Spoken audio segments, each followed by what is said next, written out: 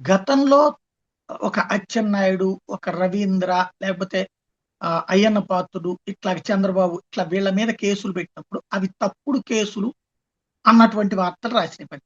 ఇప్పుడు రామ్ గోపాల్ వరం మీద కేసు పెట్టినా, లేకపోతే ఇంకొకళ్ళ మీద కేసు పెట్టినా ఒప్పు కేసులు అని రాస్తుంది.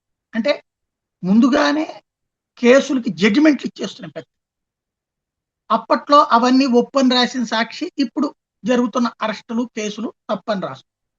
ఓవరాల్‌గా చదువుకున్న వాళ్ళు కూడా అటో ఇటో చీలిపోయారు.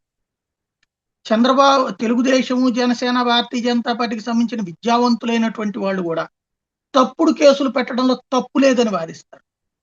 అదే సందర్భంలో గతంలో వీళ్ళందరూ తప్పుడు కేసులు పెట్టడం తప్పు. అది జగన్ పెట్టినప్పుడు తప్పు కేసని వాదించారు.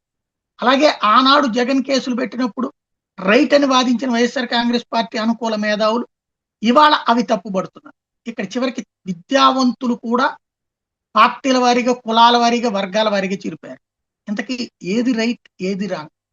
ఇది సరైనటువంటి దిశగా ఆలోచించకపోతే రాజ్యం అనేటటువంటిది చాలా ప్రమాదకరమైనది. రాజ్యానికి శక్తి ఉండాలి. కానీ ఆ శక్తి విశృంఖలత్వం వైపు, లేదా అహంకారం వైపుకి, లేదా అధికారం వైపుకి, లేదా పోలీసింగ్‌తో ప్రభుత్వాలు నడపడం అన్నటువంటిది ప్రారంభిస్తే మొదట ఎవడికో సమస్యొస్తది. ఆ తర్వాత బలిపశువులయ్యేది ప్రతి ఒక్కళ్ళు.